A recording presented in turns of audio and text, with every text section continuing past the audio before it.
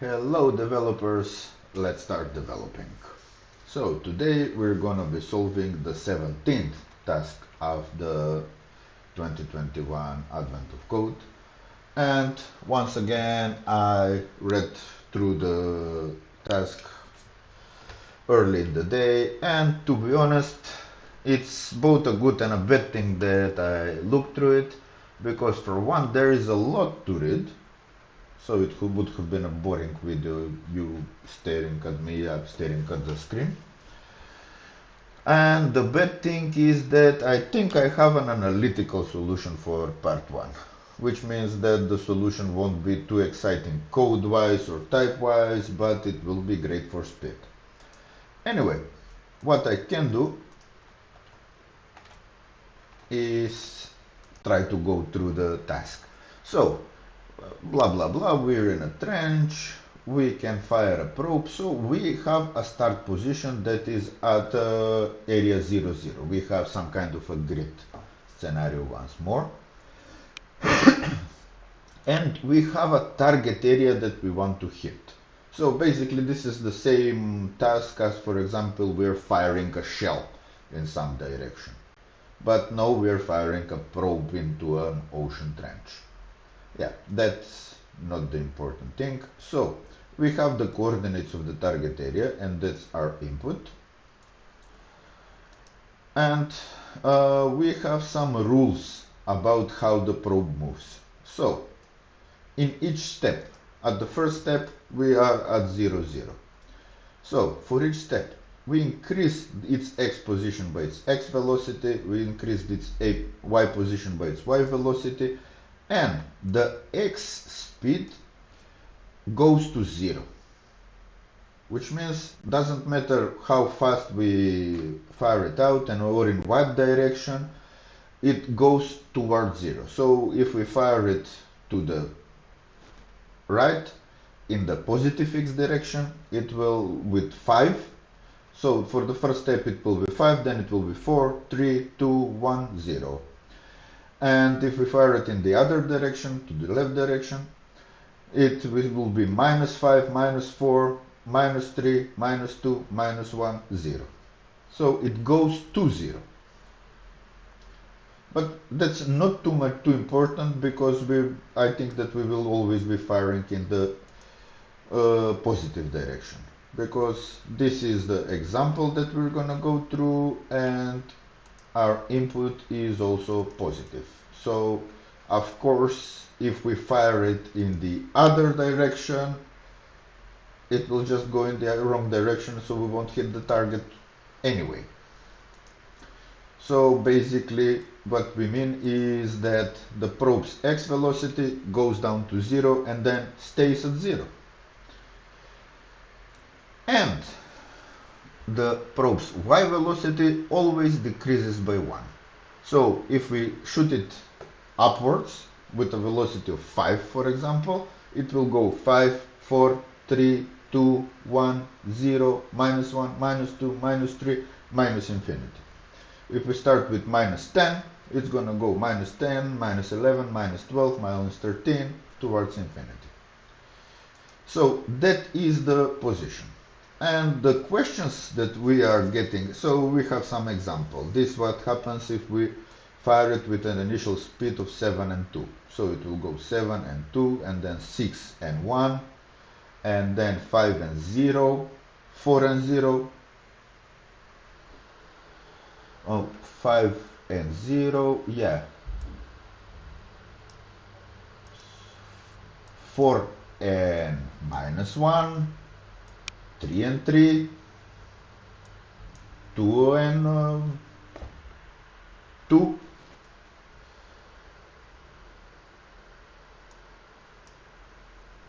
yeah, if this is 3 and 3, this is 2 and 1, no, 3 and 2, 2 and 3, -3, and -1 and -4, so the next one will be 0 and -5, so it will just continue dropping.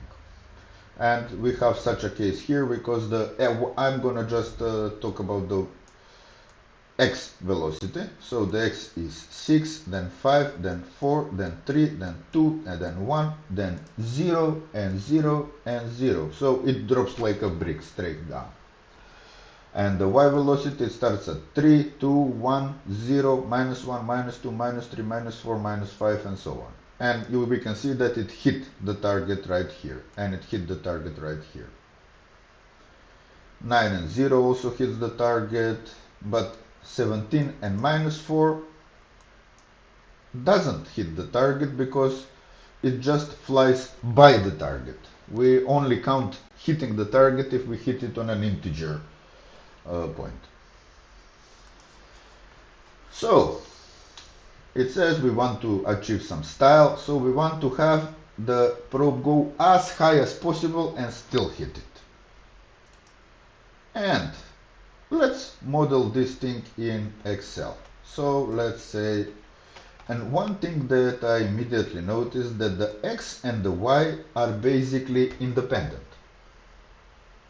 And X after a while tends to be, the X position tends to be constant because the X speed will be 0.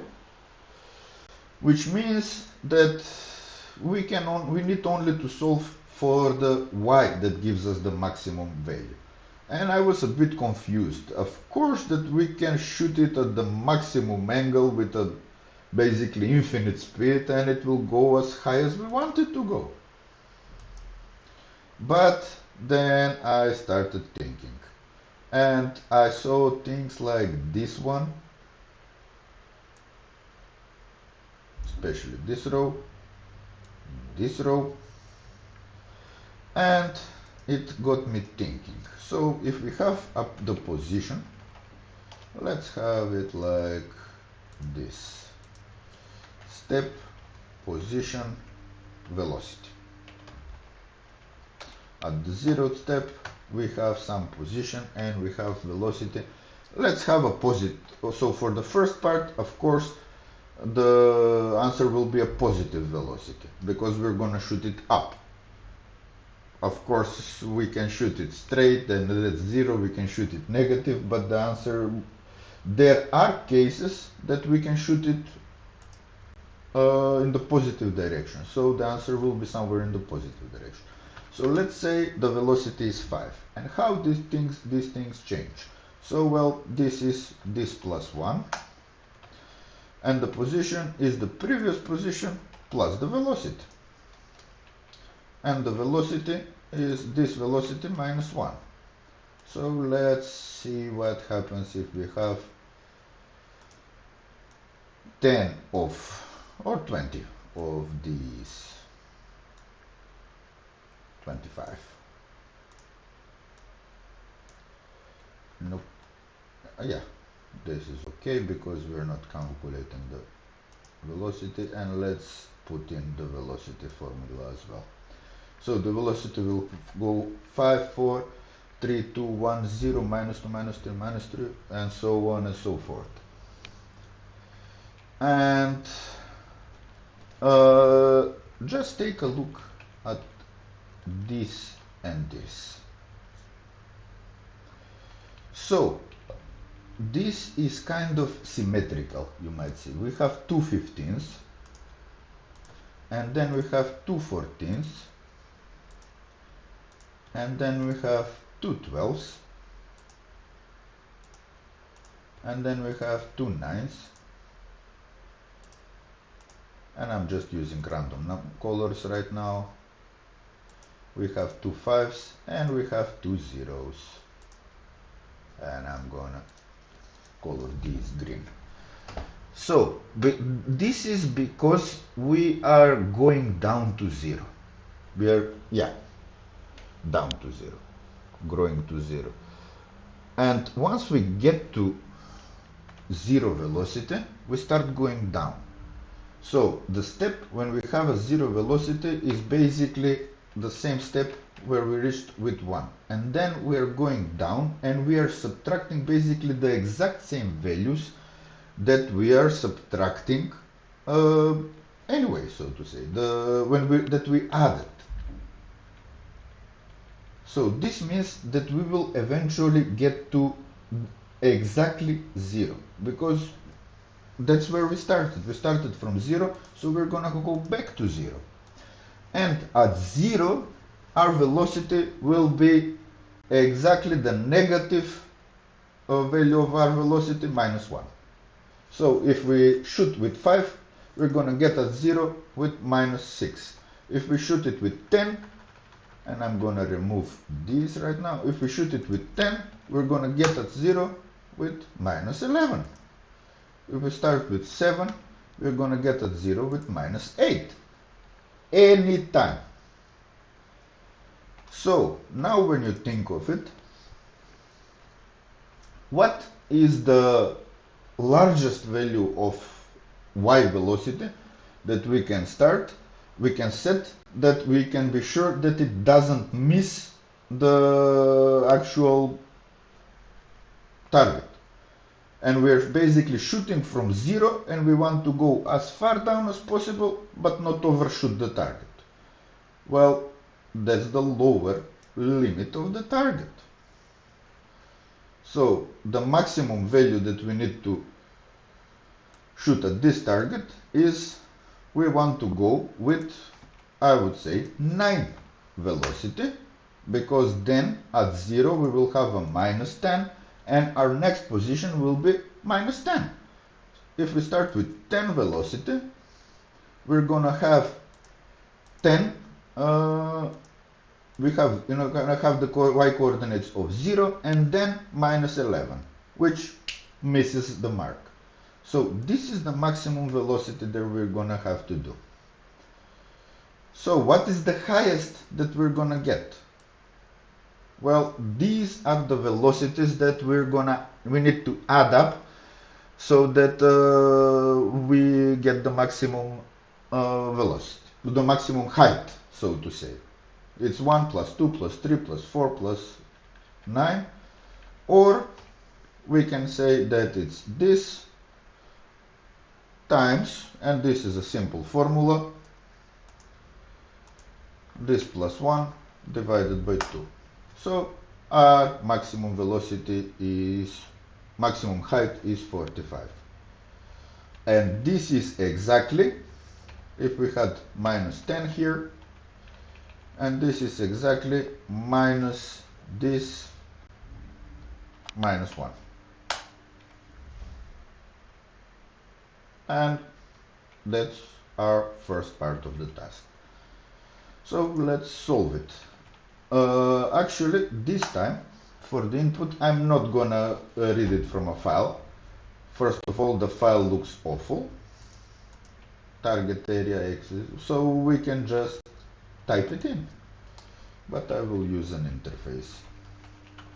This is an X, and X has a from, which is a number, from, which, yeah, that one. And, yep, that one. So we're gonna return X, where X is from 0 to 50. It's not from 0 to 50, it's from 20 to 30. And Y is from minus 10 to minus 5. Low to high, low to high, low to high, low to high. So yeah, from is always smaller than 2.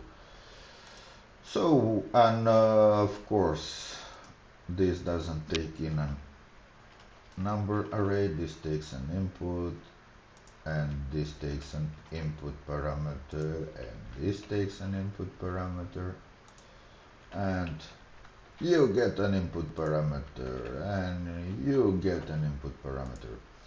So the initial speed will be minus, what was the formula?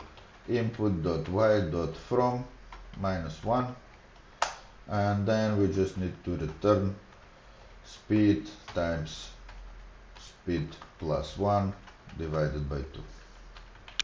This is what I said when I meant when I said I solved this analytically, so yeah, it's gonna be boring, and we're getting 45. Let's plug in our real input.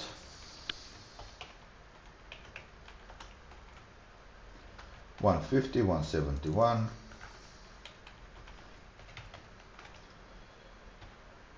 minus $129, minus 70.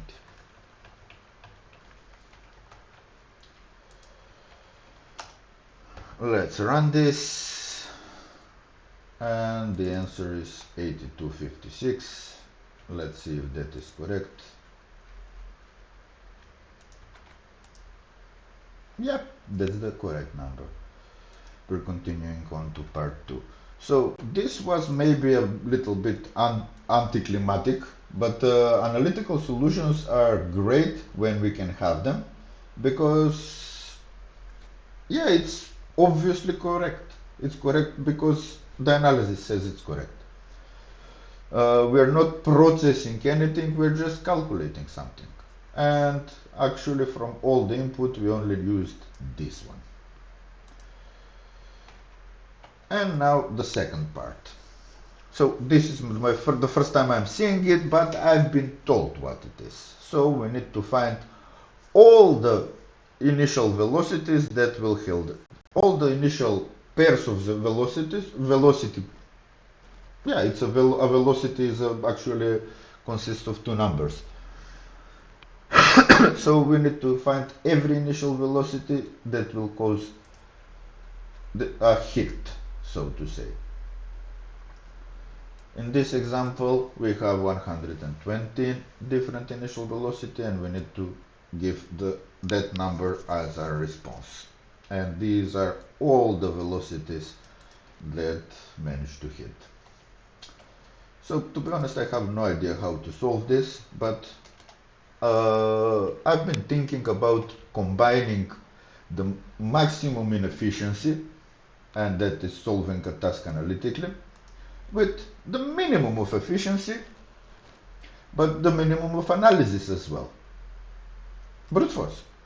So we can run through all possible combinations from the minimum value of the x. So what is the minimum value of x speed that makes sense? Well, it's 0. It cannot, if we throw it out with a negative value, it doesn't make sense, so 0 is the absolute minimum. Actually, since x goes to 0 as well, it will be a positive value that goes to 0. We can make an analysis because, for example, if your start speed is 1, you get 1 off, and then you go to 0, and then you're dropping. If you start with 2, you go 2, 1, 0, dropping, so you get to 3. So if you start with 1, you go to 1. If you start with 2, you go to 3. If you start with 3, you go to basically this times this plus 1. Yeah, it's the same formula. So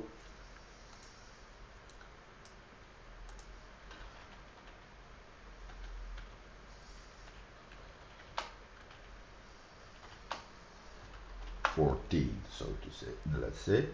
So obviously this will end on 3 and drop, this will end on 6 and drop, end on 10 and drop, 15 and drop, 21 and drop, and so on and so forth. Of course, before we drop, we might hit something. But so we can limit this so it's less than y, but basically we're gonna be speeding this up by a percentage, so I'm fine with 0. And what is the maximum value of the x that we can do? Well, if our x, let's go back to this. If our x is more than this, more than the maximum value, here it's better, more than the maximum value, where we're gonna overshoot. We're gonna be here. So we're never going bad, and we're never gonna hit the target. So that's the maximum value, is basically the bigger value from the x's, and that is x dot 2. Yep. And what is the minimum value for y that we can go, and y can go negative because we can score a direct hit basically on any of the target fields. So basically any of the target fields, and here we have 10 by, actually this is 11 by 6. So we have 66 values, each of which will be a valid solution. Let's see, 20. Yeah, 20 minus 10, 20 minus 7, 20 minus 8, 20 minus 9, 20 minus 6, and 20 minus 5. So each of those things, of those velocities, will hit a tile on the target directly. And so y can go negative. So the lowest, but y cannot go infinitely negative. If y goes on this line, we've overshot it. So y minimum value of y will be this. That's, yeah, y dot from. And I'm going back to the test input.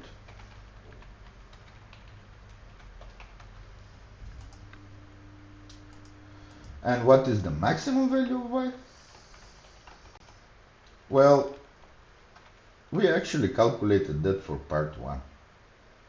The maximum value of y is the one that when it goes highest. So I will just copy part 1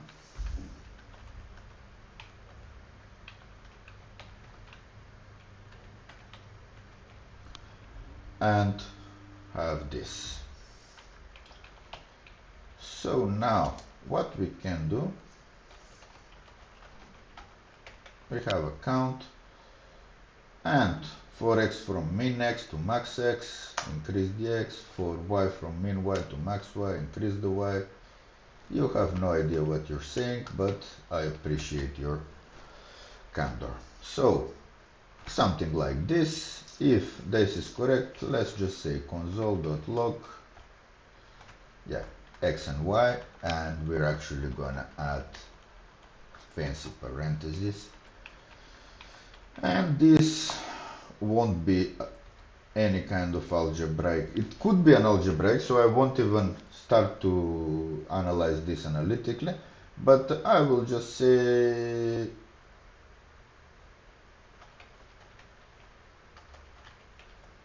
if this thing hits the target, and the values that we need to give are x and y and the target, so to say, and the target is called actually input. So let's implement somehow that.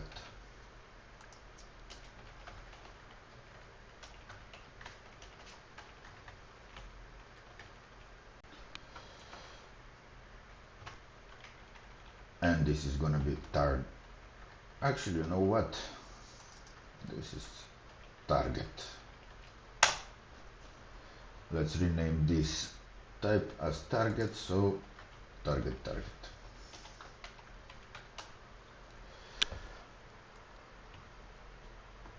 So we will need to simulate this.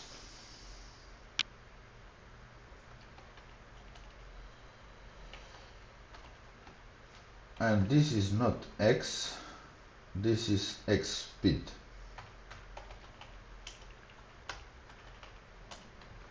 And this is y speed.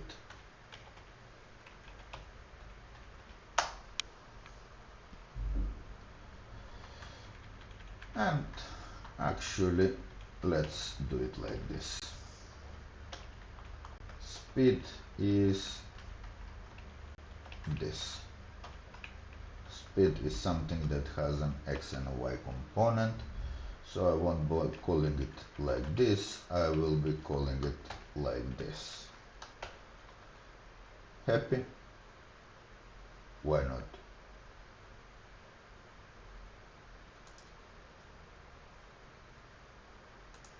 Oh, and of course it returns a Poulan. Yeah, so there we have an error, here we don't.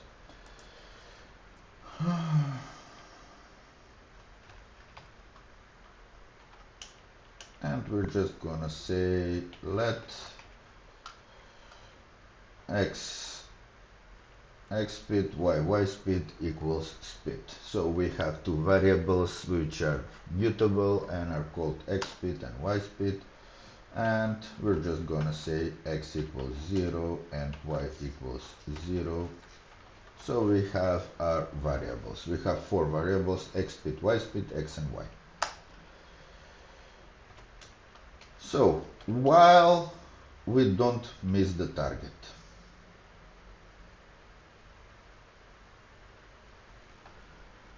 so we can hit the target. Actually, that looked... We can hit the target or we can miss the target. How do we know that we hit the target? Where all our coordinates for x and y are somewhere in this area. Somewhere in this area. Oh, I cannot do rectangle selects, but no problem, somewhere in this area. But we know that we missed it if we go outside of this area. So basically, if our x is larger than the x max, and or is our y is larger than our y max, or both. In this case it's both, in this case it's just one.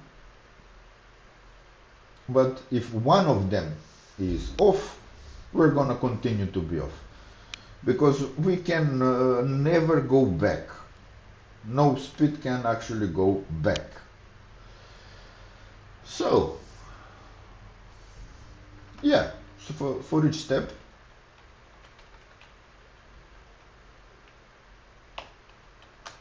we increase x by x speed, we increase y by y speed, and we can run our checks now, right now. So if x is bigger than the target dot x dot 2, and that's the large number. So if we are over the 2, return false.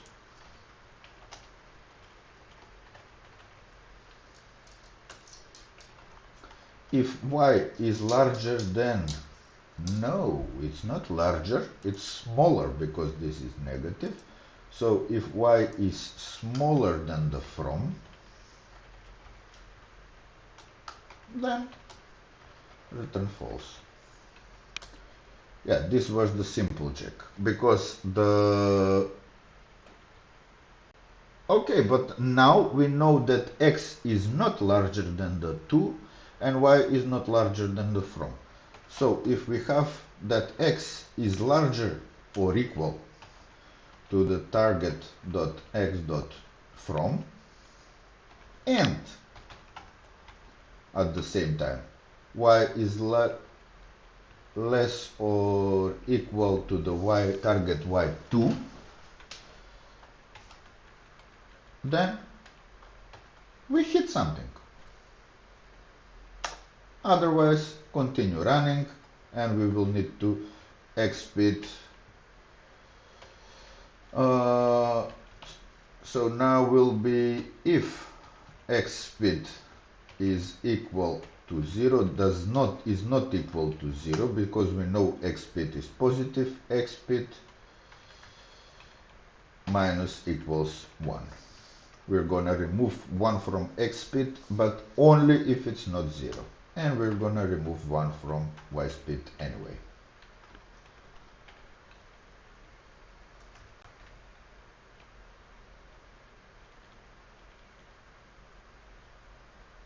Will this work?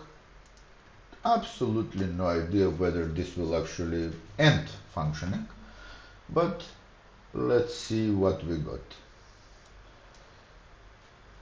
We got some values.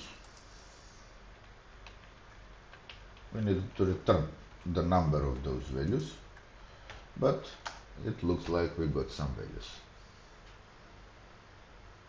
And we had 112 of them, which apparently is the correct solution.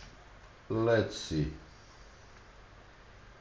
what happens with our larger example, because to be honest, the numbers are a bit larger. If the numbers were a lot larger, I would not have thought of running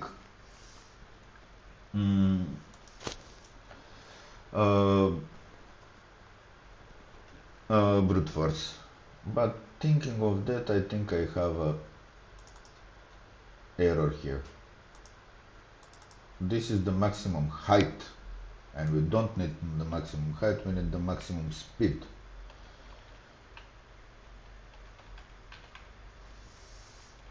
So it's actually this.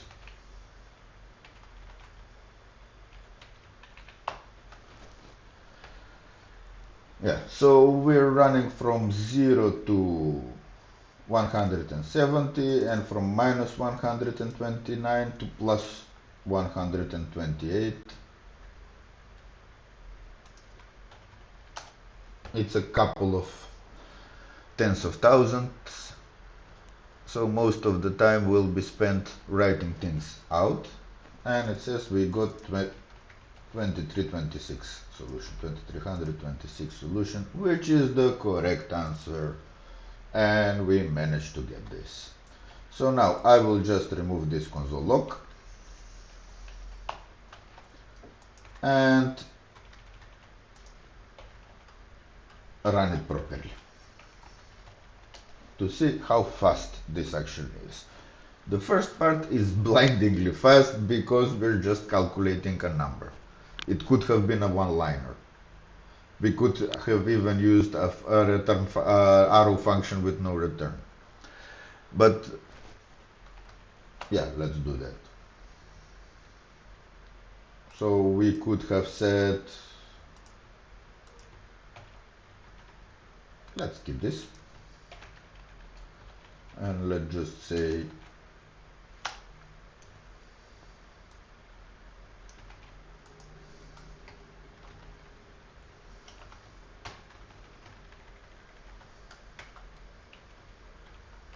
of course minus 1 plus 1 is this divided by 2.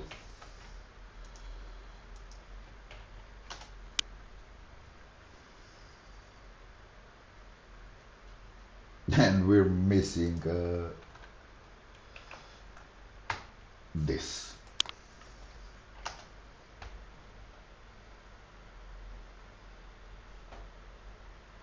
$82.56, which was the correct answer if I'm not mistaken. Scroll, scroll, scroll, 82.56. Yeah, so this is literally a one-liner. I will comment the one-liner out because I like this format better for this specific, because part 1 is our actual solution. And the beauty is that we took two radically different approaches to part 1 and part 2. Part 1 was all analysis, trivial code, and part 2 was absolutely no analysis, just plow on through until you get to the solution. Try everything that could possibly work, and we're actually not optimizing it because this can be less and so on. And we can, once we don't have to count things that are in this area, most likely are I think all of them are misses, and things in this area will definitely be misses. So we can just do this area and not all of it, so to say, and then just add this area, because for this area we kind of know that it's not kind of, we definitely know that each of these tiles represents a velocity that will hit that tile. So we don't have to count them, we can just add them. But now we're looping through. So this is as brute force as you can get, and the first one is as analytical as you can get, and They're both very operational and very fine, and I'm quite happy with them. So that's all for today. Talk to you tomorrow and keep developing.